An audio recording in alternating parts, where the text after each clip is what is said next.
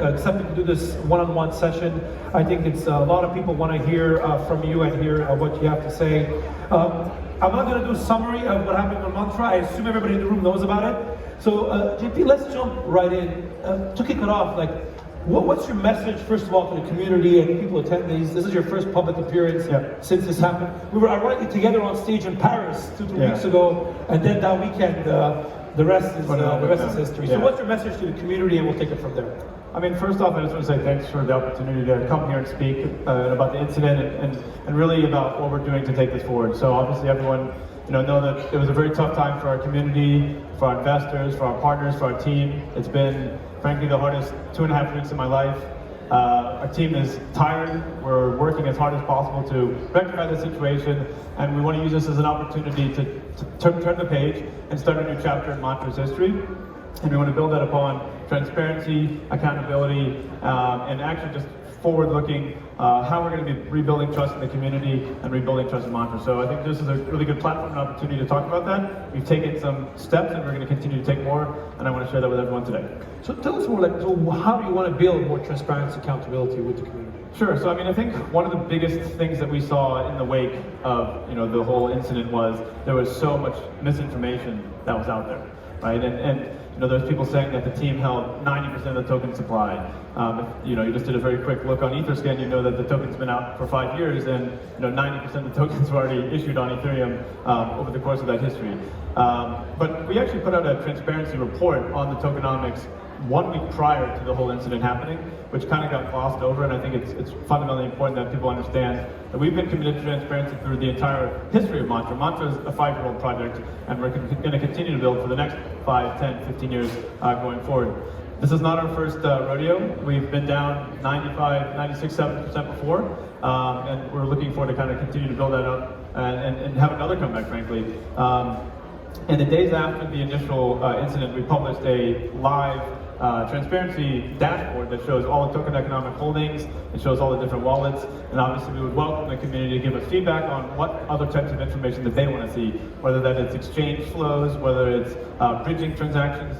Whatever you guys want to see, we're committed to providing as much accurate, up-to-date information as possible. And we think we've taken some steps to do so, but we're going to continue improving and building that dashboard as much as possible for you guys. So that's all the transparency moving forward. I know there was a lot of announcements that were made in the last 2.5 weeks from Burn, on Token. I mean, anything new that the audience should know about this? Or? Yeah. So in the again, in the wake of everything, there was a lot of misinformation, and one of those pieces of information that was going around was that for some reason they thought the team allocation of tokens was going to start vesting like this month. Obviously, that's completely inaccurate. It's not even meant to start until 2027. But for those who don't know, again, Mantra's been around for 5 years. We have 2 tokens that have been issued, one on Ethereum and the current one, which is on the mainnet, which was launched back in October. Again, that was where a lot of misinformation was occurring, but I actually fully vested my team token allocation from the first time around. And in that, in the build up to this, this next wave of Mantra, when we launched a blockchain, I actually completely revested all of my tokens willingly and put them into another, 5-7 year vesting period, which I had then gone out and said I will burn all of my team tokens, and we completed that burn transaction yesterday, where I burned 150 million tokens, which was roughly about $80 million yesterday. And to be honest, like, I appreciate that, but I feel like it's the least that I can do. For me, Mantra is everything in my life, other than my family, and whatever we can do to reinstill that trust and faith in the community, I will do it. So maybe let's talk personally. You mentioned obviously this was quite rough as well. I mean,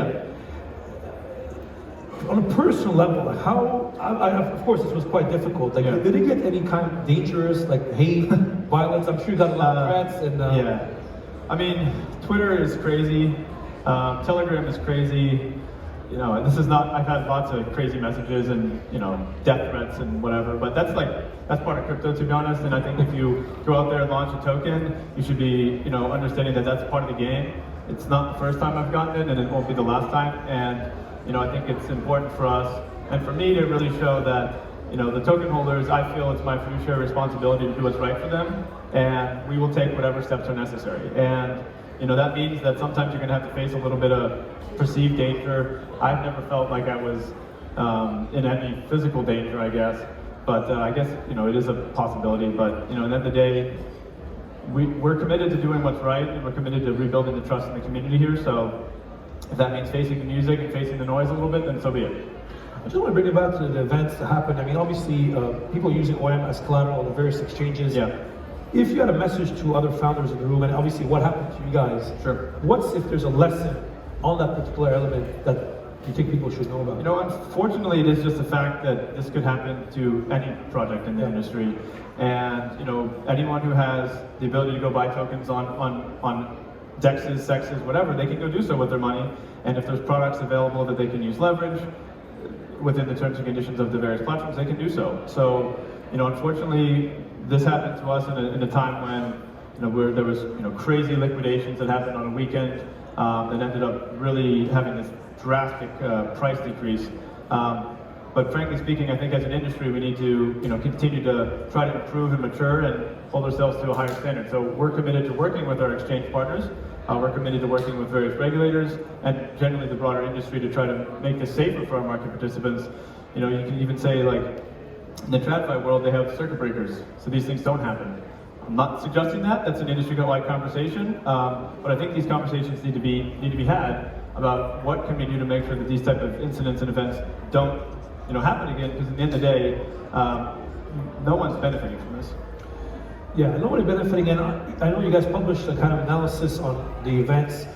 Should people expect another report or analysis or investigation from your side on what happened on that weekend? Or? Well, I think we put out as factually accurate of a statement as we could, based off the information that we know, and there's still information that we don't know about who actually started this price action, where did the money actually go, who profited from this. These are all questions that remain unanswered, and we hope that with different industry participants coming to the table, engaging in a conversation, which we've been working on, we'll be able to find these answers. But frankly speaking, it's not something that we know or have access to that information as of today.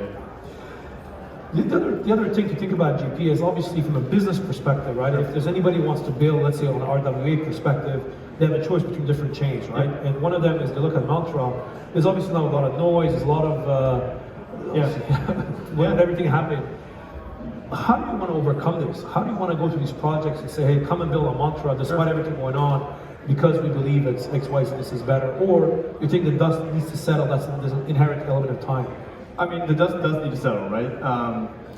That being said, Mantra is open for business, and as much as humanly possible, I've talked with our team and our partners that they need to continue doing business as usual. Even just this week, we had an RWA accelerator that we were launching with Google Cloud, that we were running with Google Cloud, and there was talks about should we stop it, should we not have them come to Dubai, and we had 7 or 8 projects come to Dubai and started building just this week. So business as usual needs to continue.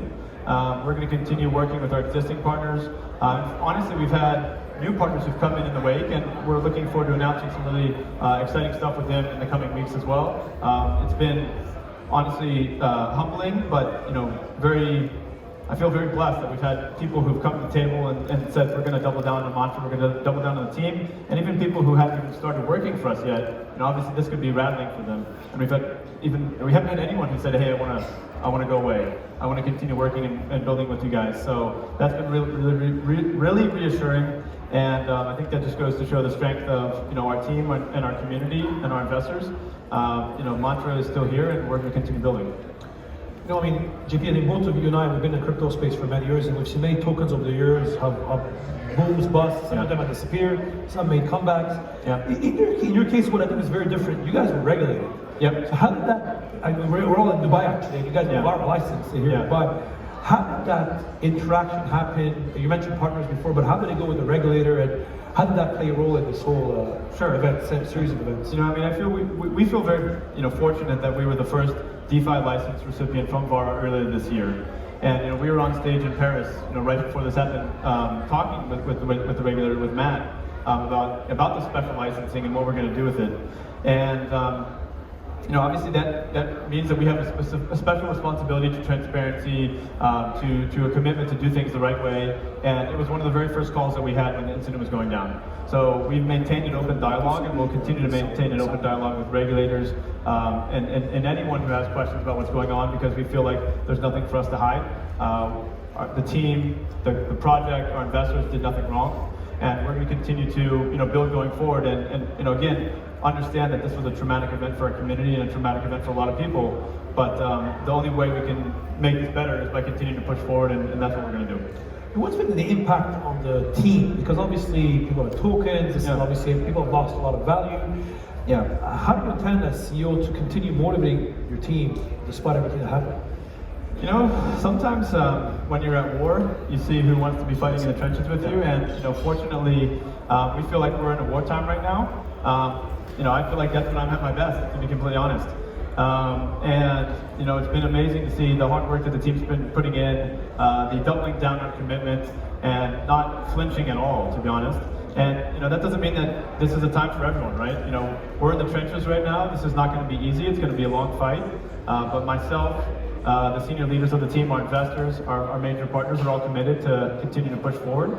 And I think when you show that and you do it, and it's not just talking, honestly, this is really the last time I want to be talking about this. I just want to go build, and I just want to go deliver on what I'm saying to you guys.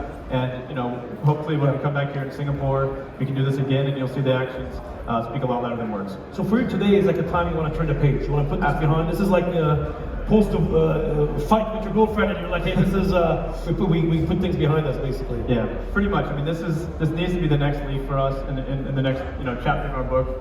It's been a 5-year book, and I do feel like, I've said this before this incident, like we feel like we're just getting started. This was a big bump in the road, and it's not going to be easy. But I feel like I have more conviction in what we're doing than ever. I have more resolve in the team and the supporters. You see who's with you when times like this happen, and you also see who's not. And I think it's important for us to look at the silver linings in this situation. You know who your friends, and you definitely know who your enemies are. And you know who the people who are pretending to be your friends. Right? Were you surprised at that? Like, no. Who your friends are, your enemies are? Like, not really. I think it goes to show who wants to stick by you when it's really easy and good, and it shows who wants to stick by you when it's tough. And honestly, there weren't that many surprises. But JP, if we go in the audience today, and people in the room, and to tell them, hey, the mantra and JP and everything happened, I'm sure there's a lot of people in the room who say, oh no, it was a rock crew, it was a team. So what's your message to them? Like, I know on some of the podcasts, and even if you came on my CNBC show as well, talk about it, but what's your message to the audience? Especially today is the day you guys want to put this behind. Sure. Those folks who believe this was a rug pull, this was an internal. I mean, the great thing about blockchain is the chain doesn't lie, right? So let's go look at the facts, and let's go look at the chain and see what actually happened. And we can see in this instance that the project's tokens, the team's tokens are either locked or haven't moved. And again, we feel very strongly that the value that we're going to be creating in the future will make up for the situation and then some. Only if we double down on building, only if we double down on shipping, and we double down on our thesis that bringing finance on chain is what's going to change the world. So for us, that commitment and honestly not running and hiding from anything is important. That's why we're here today, and that's why we're not going anywhere. So. By the way, we welcome as much feedback as possible. So if you guys have ideas, if you guys have questions, if you guys have thoughts, please come talk to us. Please come talk to myself.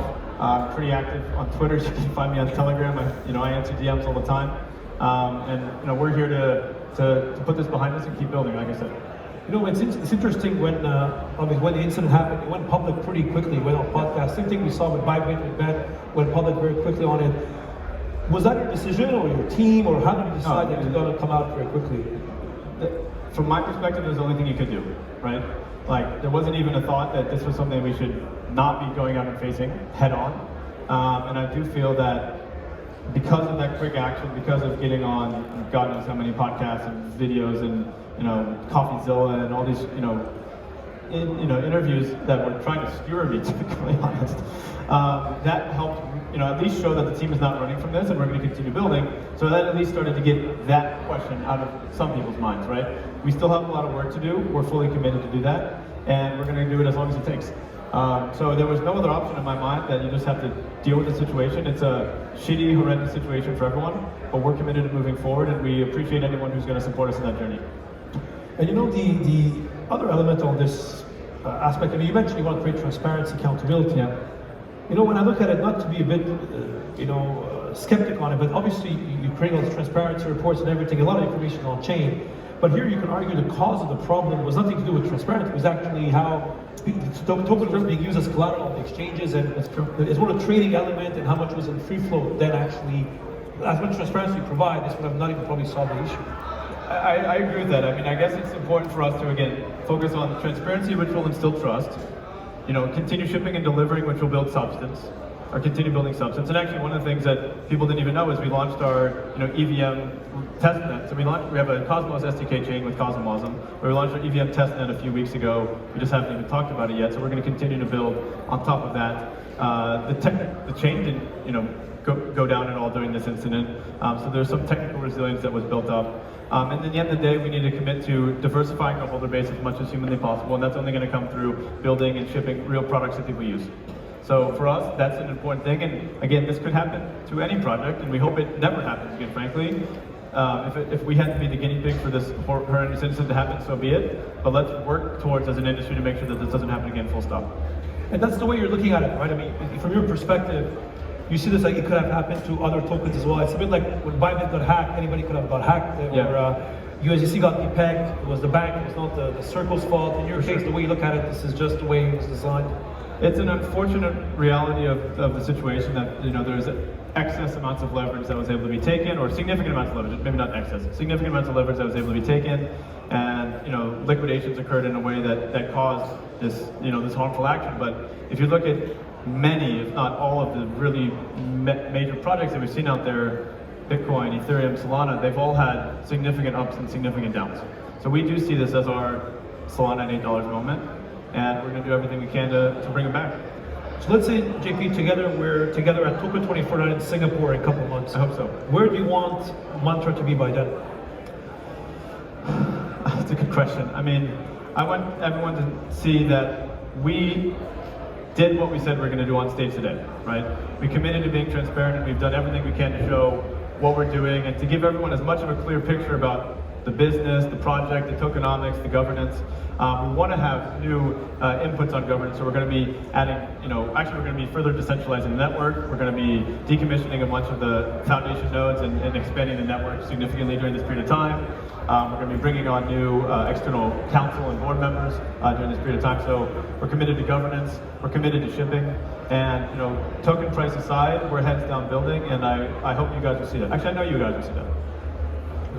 Well, JP, I really appreciate you took the time to come in. I mean, I know you had the choice of not doing it. I'm happy you came and did this, and I'm happy you were able to share with our audience today.